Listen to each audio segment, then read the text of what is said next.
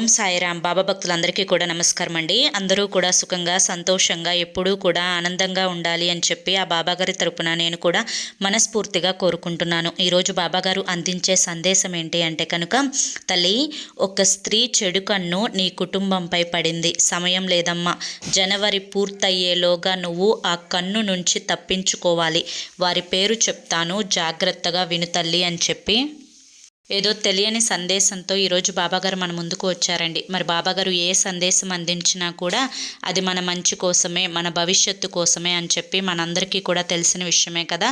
కాబట్టి సందేశాన్ని స్కిప్ చేయకుండా చివరి వరకు చూడండి. వీడియోలోకి వెళ్లే ముందు చాలామంది కూడా చెప్పుకోలేనటువంటి సమస్యలతోటి సతమతమైపోతూ వాటిని ఎలా తీర్చుకోవాలో తెలియక ఇబ్బంది పడిపోతూ ఉంటున్నారు. అటువంటి వారి కోసం శ్రీ షిరిడి సాయిబాబా ఆశీస్సులతో జ్యోతిష్యం చెప్పబడును గురూజీ శివరామరాజు గారు. Phone number 9959422552. మీరు ఇప్పటి వరకు ఎన్నో చోట్ల జ్యోతిష్యం చెప్పించుకొని మీరు ఆశించిన మార్పులు మీ జీవితాలలో జరగలేదని చెప్పి బాధపడి ఉంటారు. కానీ ఇక్కడ అస్సలు అలా జరగదండి. మీ సమస్యలు ఏవైతే ఉన్నాయో, ప్రేమ, పెళ్లి, ఉద్యోగం, రాజకీయం, సంతానం లేక ఇబ్బంది పడుతున్నా, భార్యాభర్తల మధ్య గొడవలున్నా, అప్పుల సమస్యలున్నా, శత్రువుల సమస్యలున్నా, అవేంటో మీరు గురువుగారికి వివరించి చెప్పినట్లయితే వాటికి తగిన పూజలు చేసి గురువుగారు మీకు రోజులలోనే పరిష్కారాన్ని చూపిస్తారు.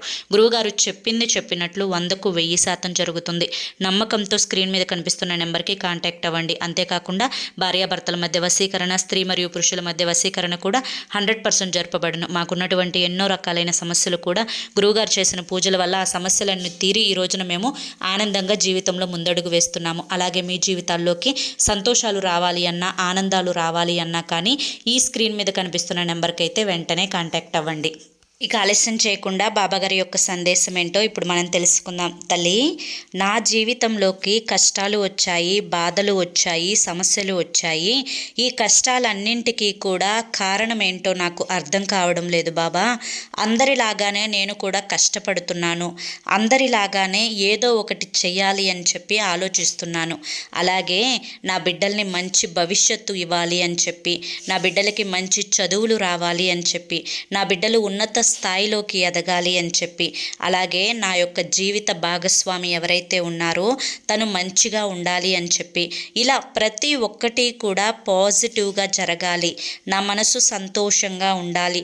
నేను అనుకున్నవి అన్నీ జరగకపోయినా కానీ కనీసం కొన్నైనా కానీ జరగాలి అని చెప్పి కోరుకుంటూ ఉంటున్నాను. కానీ నేను కోరుకున్నవి ఏవి కూడా జరగకపోగా వాటికి వ్యతిరేకంగా ఎప్పుడూ మనసు అనేది ప్రశాంతత లేకపోవడం, తరచుగా ఒంట్లో అనారోగ్య సమస్యలు వస్తూ ఉండటం, పిల్లలు చెప్పిన మాట వినకపోవడం, ఇలా ఏదో ఒక సమస్య అనేది నన్ను వెంటాడి వేధిస్తూనే ఉంది బాబా. ఏం చేయాలో కూడా అర్థం కావడం లేదు. అసలు ఈ పరిస్థితి నాకే ఎందుకు వస్తుంది? నేనేం తప్పు చేస్తున్నాను అని చెప్పి నాకు ఈ పరిస్థితి? నేను మిమ్మల్ని నమ్ముకోవడం నా తప్ప? నా వెనుకే మీరు ఉన్నారు అని చెప్పి గుడ్డిగా నమ్ముతున్నానా? నిజంగా నా వెనుక మీరు లేరా బాబా అని చెప్పి ఇలా మనసులో ఎన్నో రకాలైన ప్రశ్నలు అనేవి నిన్ను అడుగడుగునా కూడా వెంటాడి వేధిస్తూనే ఉన్నాయి. బిడ్డ, ఎప్పుడైనా కానీ ఒక మనిషికి ప్రశాంతత అనేది ఎన్ని కోట్లు ఖర్చు పెట్టినా కూడా రాదు. ఒక మనిషి మంచం మీద పడుకున్న వెంటనే తను ఏ కల్మషం లేకుండా, ఎటువంటి ఆలోచన అనేది లేకుండా తను ప్రశాంతంగా నిద్ర పట్టింది, హాయిగా తను తెల్లవారేంత వరకు నిద్రపోతున్నాడు అంటే తనకంటే అదృష్టవంతుడు మరొకడు లేడు.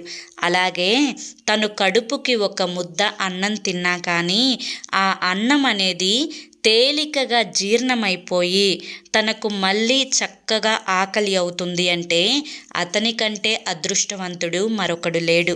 అలాగే తనకి అవసరానికి తగినంత డబ్బు తన చేతిలో ఎప్పుడూ కూడా మెదిలాడుతూనే ఉంది అంటే తనకంటే అదృష్టవంతుడు మరొకడు లేడు. అలాగే ఆరోగ్యం అన్ని రకాలుగా తనకి సహకరిస్తుంది. తను నడవటానికి కాళ్ళు, చూడటానికి కళ్ళు, చేయడానికి చేతులు, ఇలా ప్రతి విషయంలో కూడా తన ఆరోగ్యం తనకి సహకరిస్తుంది అంటే తనకంటే అదృష్టవంతుడు మరొకడు లేడు అని చెప్పి నేను చెప్తాను. ఇలా ఎప్పుడైనా కానీ నువ్వు నా దగ్గర నుంచి నుంచి కోరుకునేది కూడా నాకు సంపూర్ణమైన ఆరోగ్యం కావాలి బాబా, అలాగే నా యొక్క అవసరాలకు తగినంత ధనం కావాలి బాబా అని చెప్పి. ఇంతకు మించి నువ్వు ఏ రోజు కూడా నా దగ్గర అత్యాశ పడలేదు బిడ్డ. నీ యొక్క స్వార్థం లేని మనస్తత్వానికి, నీ యొక్క మంచి మనస్తత్వానికి నేను ఎప్పుడూ కూడా నీకు తోడుగా ఉంటాను. అయితే ఈ యొక్క పరిస్థితులన్నింటికీ కూడా ఒక కారణం ఉంది. ఆ కారణమే ఒక స్త్రీ చెడు కన్ను నీ కుటుంబం మీద పడింది. ఆ యొక్క చెడు కన్ను బారిన నీ కుటుంబం పడింది కాబట్టే కుటుంబంలో కలహాలు వస్తున్నాయి, భార్యాభర్తల మధ్య సమస్యలు వస్తున్నాయి, పిల్లలు ఎదురు తిరిగి మాట్లాడటం, చెప్పిన మాట వినకపోవడం, చదువులో వెనకపడటం, అలాగే చేస్తున్న పనులలో ఒక అడుగు వెనక ఉండటం, ఆర్థిక ధనం ఎంత ఆశిస్తున్నావో అంత ధనం నీకు రాకపోవడం, ఇలా ప్రతీదీ కూడా ఏదో ఒక రకంగా మనశ్శాంతి లేకుండా ఉండటం అనేది ఆ యొక్క స్త్రీ చెడు కన్ను వల్లే జరుగుతుంది. నరుల దిష్టికి నల్లరాలు సైతం పగిలిపోతాయి అంటారు, వినే ఉంటావు కదా ఈ మాట. అయితే నీ జీవితంలో కూడా ఇదే జరుగుతుంది. ఈ యొక్క కొత్త సంవత్సరమైన మా జీవితాలు మారతాయా అని చెప్పి నన్ను ఆశగా అడిగావు కదా తల్లి. ఖచ్చితంగా ఈ కొత్త సంవత్సరం నుంచి నీ జీవితంలోకి కొత్త సంతోషాలను తీసుకొచ్చే పూర్తి బాధ్యత నాది. అయితే నేను చెప్పిన విధంగా నువ్వు నడుచుకొని తీరాలి. నీ యొక్క మానసిక స్థితిని కొంతవరకు మార్చుకొని తీరాలి. ఇలా జరిగినప్పుడు మాత్రమే నీ జీవితంలోకి సంతోషాలు, ఆనందాలు అనేవి అడుగు పెడతాయి. అయితే ఇంతకు నన్ను ఏం చేయమంటావు బాబా అని చెప్పి అడుగుతున్నావు కదా. అయితే మొదటిగా ఆ యొక్క చెడు కన్ను స్త్రీ ఎవరు అనేది చెప్తాను, జాగ్రత్తగా విను. ఈ యొక్క స్త్రీ నీ యొక్క రక్త సంబంధం కాదు, నీ యొక్క అంటే నీ పుట్టినింటి వైపు కాకుండా మెట్టినింటి వైపు ఉన్న స్త్రీ. ఈ స్త్రీ నీతో సరి సమానంగా ఉన్న స్త్రీ. ఈ స్త్రీ నీకంటే అందంలో కానీ, ఆస్తిలో కానీ, గుణంలో కానీ, అణకువలో కానీ ఒక మెట్టు తక్కువగానే ఉంటుంది. ఇలా తక్కువగా ఉండటాన్నే తను తట్టుకోలేక ఏదో ఒక రకంగా నిన్ను తొక్కేయాలి అని చెప్పి చూస్తూ ఉంది. నలుగురిలో నిన్ను అవమానపరచడం, నలుగురు ఎదుట నీ ముందు చెడ్డ మాటలు చెప్పడం, నీ గురించే నలుగురు ఎదుట ఏదో ఒక రకంగా మైనస్ పాయింట్లు వెతికి చెప్పడం, ఉన్న మాటలు లేని మాటలు అన్నీ కూడా కల్పించి నీ మీద చాడీలు చెప్పడం, అందరి దృష్టిలో కూడా నిన్ను దుర్మార్గంగా మార్చడం, నువ్వు మంచిదానివి కాదు అని చెప్పి చిత్రీకరించడం, అలాగే నీకు పొగరు అని చెప్పి, నీకు గర్వం అని చెప్పి, ఇలా లేనిపోని మాటలన్నీ కూడా చెప్పి అందరి మనసులను మార్చి తను మంచిది అనే ఒక ముద్రను వేసుకుని తిరుగుతూ ఉంది. అదేంటి బాబా, అందరూ కూడా తను ఏది చెప్తే అది నమ్మేస్తారా? నిజాలు ఎవ్వరూ కూడా ఇక్కడ చూడరా అని అంటే దానికి సమాధానం చెప్తాను, జాగ్రత్తగా విను బిడ్డ. 4 గోడల మధ్య ఉన్న వ్యక్తులకి, నలుగురిలో తిరిగే వ్యక్తులకి చాలా తేడా ఉంటుంది. 4 గోడల మధ్య ఉన్న వ్యక్తులు ఎంత మంచి మనసున్న వాళ్ళైనా, ఎవరికి అపకారం చెయ్యని వారైనా, ఎటువంటి కల్మషం లేని వారైనా కానీ నలుగురిలో ఉన్న ఆ వ్యక్తులతో పోల్చుకుంటే వీరికి ఏదో ఒకటి అంటకడతారు. అంటే పొగరు, గరానా, గర్వం, ముచ్చుమొహంది, నలుగురిలో కలవదు, బయటకు రాదు, ఇలా రకరకాల మాటలు అంటూ ఉంటారు. ఇక్కడ ఎవరి మాటలు పట్టించుకోవాల్సిన అవసరం లేదు, అలాగే ఎవరికి కూడా భయపడాల్సిన అవసరం అంతకంటే లేదు.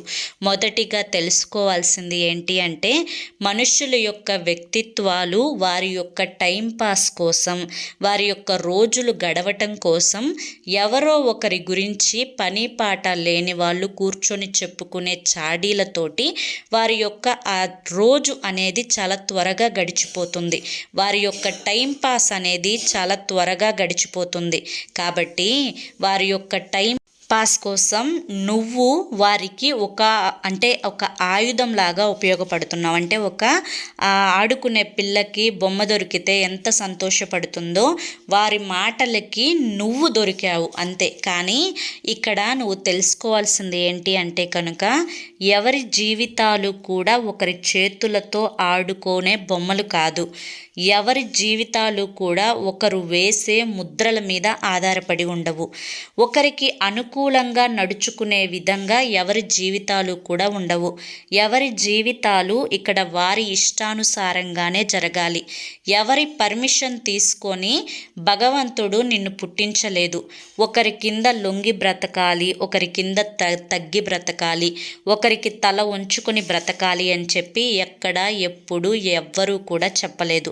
నీతో ఎవరు ఏ విధంగా అయితే ప్రవర్తిస్తున్నారో వారితో నువ్వు అదే విధంగా ప్రవర్తించాలి.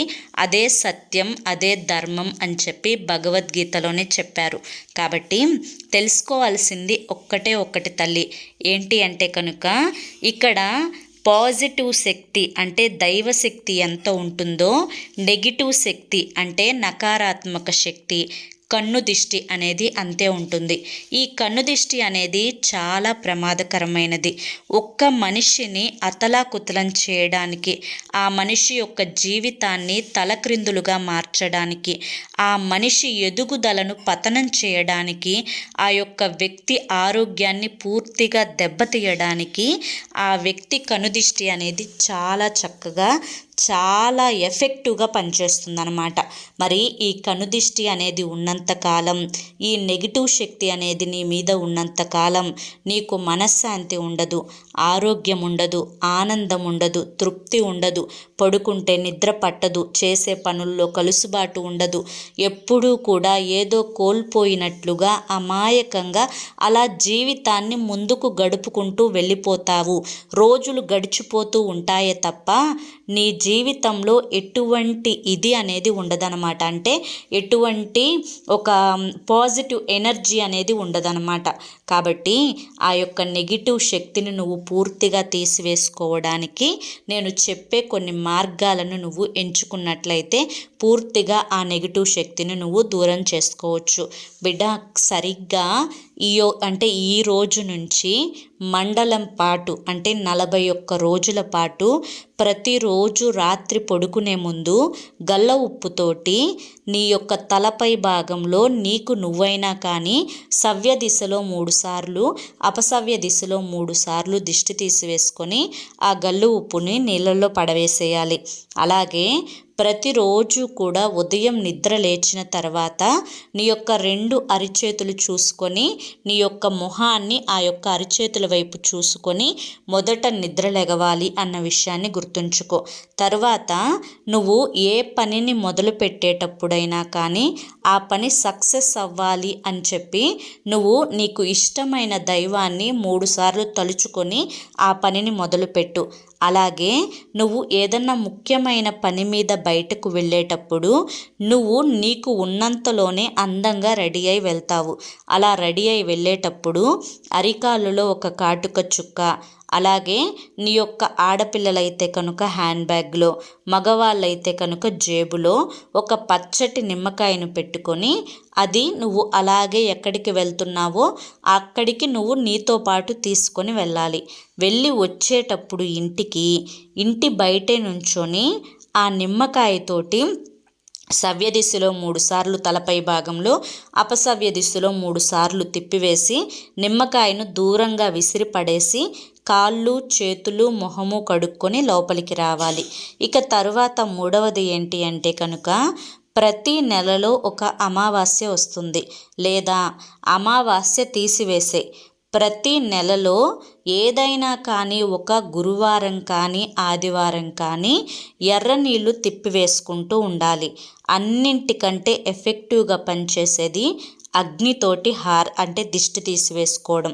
అగ్నితోటి ఎలా దిష్టి తీసివేసుకోవాలి అంటే, ఒక మట్టి ప్రమిద తీసుకొని ఆ ప్రమిదలో కర్పూరాన్ని వెలిగించి ఆ అగ్ని మండుతున్నప్పుడు తలపై భాగంలో సవ్య దిశలో 3 సార్లు, అపసవ్య దిశలో 3 సార్లు, తల నుంచి బొటనవేలు దాకా 3 సార్లు, వెనక వైపు కూడా తల నుంచి మెడమల వరకు 3 సార్లు అగ్నితోటి దిగదుడిచి వేసుకొని ఆ హారతి బిళ్ళను దూరంగా విసిరివేసేయాలి. దీనివల్ల నీకున్నటువంటి ఎంతటి నెగిటివ్ ఎనర్జీ అయినా కానీ వెళ్ళిపోతుంది. ప్రతి గురువారం కానీ ఆదివారం కానీ ఎర్రనీళ్ళు, వెంట్రుకలు, ఎండుమిరపకాయలు, రాళ్ళ ఉప్పు, బొగ్గు వీటన్నింటినీ కూడా ఎర్ర నీళ్ళల్లో కలిపి తరువాత ఆ ఎర్ర నీళ్ళతోటి దిష్టి తీసివేసుకోవాలి. ఈ విధంగా దిష్టి తీసుకోవడం వల్ల నీకున్నటువంటి కనుదిష్టి అనేది పూర్తిగా వెళ్ళిపోతుంది. ఇవి దిష్టి తీసుకునే మార్గాలు.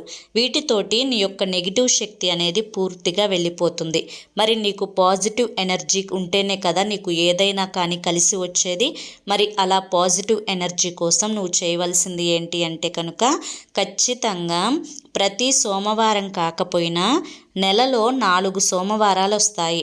ఒక సోమవారం రోజు శివుడికి అభిషేకం చేసే ప్రయత్నం చెయ్యి.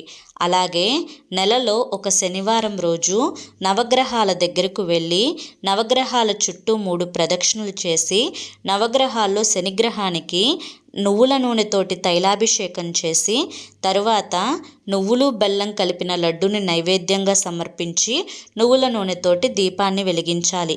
ఈ విధంగా చేయడం వల్ల నీకున్నటువంటి నరఘోష, నరదిష్టి అన్నీ కూడా తొలగిపోతాయి. అలాగే నెలలో ఒక రోజు గోమాతకు ఏదైనా ఆహారాన్ని తినిపించాలి. గోమాతలో 33,000 కోట్ల దేవతలు కొలువై ఉంటారు. గోమాతకు ఆహారాన్ని తినిపించడం వల్ల, గోమాత యొక్క శరీరాన్ని తాకడం వల్ల, తోక భాగాన్ని తాకడం వల్ల లక్ష్మీనారాయణుల యొక్క అనుగ్రహంతో పాటు 33,000 కోట్ల దేవతల యొక్క అనుగ్రహం కూడా కలిగి నువ్వు ఏ పనులు అనుకున్నా కానీ ఆ పనులు సవ్యంగా సక్రమంగా జరుగుతాయి. వీటన్నింటితో పాటు ఇంట్లో ఖచ్చితంగా నిత్యం దీపారాధన చేసుకోవాలి. ఇంట్లో నువ్వు నిత్యం దీపారాధన చేసుకుంటే ఇంట్లోకి ఎటువంటి నెగిటివ్ ఎనర్జీ అనేది ప్రవేశించకుండా ఇల్లంతా కూడా పాజిటివ్గా నిండుతుంది. నీ మనసంతా ప్రశాంతంగా ఉంటుంది. ఇంట్లో వారికి ఆరోగ్యం, ఆనందం, ఇంకా వీటితో పాటు సరైన నిద్ర, అలాగే తిన్నవి చక్కగా జీర్ణం అవ్వడం, చక్కగా ఆకలి వేయడం, ఆనందం ఉండటం ఇవన్నీ కూడా చక్కగా మొత్తం జరుగుతాయి. కాబట్టి ఇంట్లో నీ మీద ఉండే నెగిటివ్ని తొలగించుకోవడంతో పాటు నువ్వు ఇంట్లో పాజిటివ్ శక్తిని, నీకు పాజిటివ్ శక్తిని అనేది ఖచ్చితంగా నువ్వు కలిగించుకోవాలన్నమాట. దీనివల్ల నీ యొక్క జీవితంలో ఎన్నో రకాలైన మార్పులు జరుగుతాయి. ఇది నువ్వు జనవరి లోపు నుంచే, అంటే ఈ యొక్క జనవరి నెల నుంచే మొదలు పెట్టుకుంటే ఈ కొత్త సంవత్సరంలోనే నీ జీవితంలోకి అనేక రకాలైన అద్భుతాలు, ఆనందాలు, అదృష్టాలు అనేవి కలిసి వస్తాయి అని చెప్పి గుర్తుంచుకో బిడ్డ. ఎప్పుడైనా కానీ జీవితంలో సంతోషంగా ఉండాలి అన్నా, ఆనందంగా ఉండాలి అన్నా, ఏది ఏమైనా కూడా అది నీ చేతుల్లోనే ఉంటుంది. నువ్వు మాత్రమే నీ జీవితాన్ని సంతోషంగా మార్చుకోగలవు. అలాగే నువ్వు మాత్రమే నీ జీవితాన్ని బాధలోకి నెట్టివేసుకోగలవు. నువ్వు ఆనందంగా ఉండాలి అన్నా, నువ్వు బాధలో పడతావు అన్నా కానీ, అంటే నువ్వు బాధలో ఉంటున్నావు అన్నా కానీ వీటన్నింటికీ కూడా నీకు అదృష్టం కూడా ఉండి తీరాలి. వీటన్నింటినీ కూడా, అంటే కష్టాలను, బాధలను, సమస్యలను అన్నింటినీ కూడా దూరం చేసుకొని సంతోషాలు అనేవి కలగాలి అంటే నీకు రవ్వంత అదృష్టం అనేది రాసిపెట్టి ఉండాలి. ఆ రవ్వంత అదృష్టం అనేది నీకు దక్కాలి అంటే నీకు దైవశక్తి అనేది తోడుండాలి, గురుబలం అనేది తోడుండాలి. ఆ గురుబలాన్ని నీకు అందిస్తాను. నేను చెప్పిన ఈ పనులు చేయడం వల్ల నీకు దైవశక్తి అనేది మొండిగా నీకు ఉంటుంది. కాబట్టి నువ్వు ఏది అనుకుంటే అది సక్రమంగా, సవ్యంగా జరుగుతుంది. ఆర్థికపరమైన ఇబ్బందులన్నీ కూడా తొలగిపోతాయి. ఇక ఆ స్త్రీయే కాదు, ఏ స్త్రీ చెడు కన్ను కూడా నీ మీద పడకుండా ఉంటుంది. నువ్వు పట్టిందల్లా కూడా బంగారం అవుతుంది. కాబట్టి నేను చెప్పినవన్నీ కూడా జాగ్రత్తగా విన్నావు. ప్రతిదీ కూడా పాటించి చూడు. నీ జీవితంలో ఉండే కష్టాల నుంచి, సమస్యల నుంచి ఇంత తేలిగ్గా నేను బయటపడ్డానా బాబా? మీరే నాకు నిజంగా బయటపడే మార్గాలను చూపించారు. మీ మాట విని ఆ మార్గంలో నడిచినందుకు నాకు అదృష్టం అనేది దక్కింది. మీకు ధన్యవాదాలు బాబా అని చెప్పి ఖచ్చితంగా నువ్వు నాకు చెప్తావు. ఇదే జరిగి తీరుతుంది. జనవరి నెలాఖరులో కల్లా నీ జీవితంలో ఒక అద్భుతమైన మార్పు అనేది చోటు చేసుకుంటుంది. అర్థమైందా అని చెప్పి ఈరోజు బాబాగారు మనకి చాలా చక్కటి సందేశాన్ని అందించారండి. మరి ఈ సందేశం మనం అర్థం చేసుకోవాలే కానీ ఈ సందేశంలో ఎంతో గొప్ప ఆంతర్యం ఉంది. అంతేకాకుండా 100% నిజం ఉంది. ఈ సందేశం మీ అందరికీ కూడా నచ్చింది అనిపిస్తే ఈ వీడియోకి ఒక లైక్ ఇవ్వండి. లైక్ ఇచ్చిన వెంటనే హైప్ అని వస్తుంది, హైప్ ఇవ్వండి. కింద కామెంట్ సెక్షన్లో ఓం సాయిరామ్ అని చెప్పి టైప్ చేయడం మాత్రం అస్సలు మర్చిపోవద్దు. మొదటిసారి మన సాయి పిలుపు ఛానల్లోకి వచ్చినట్లయితే మన ఛానల్ని సబ్స్క్రైబ్ చేసుకొని సపోర్ట్ చేయండి. రేపు మరొక మంచి వీడియోతోటి మళ్ళీ కలుసుకుందాం. అంతవరకు కూడా బాబాగారి యొక్క ఆశీస్సులు మీ మీద, మీ కుటుంబ సభ్యుల మీద ఎల్లకాలం ఉండాలి అని చెప్పి మనస్ఫూర్తిగా కోరుకుంటూ సర్వేజన సుఖినో భవంతు. ఓం సాయిరామ్.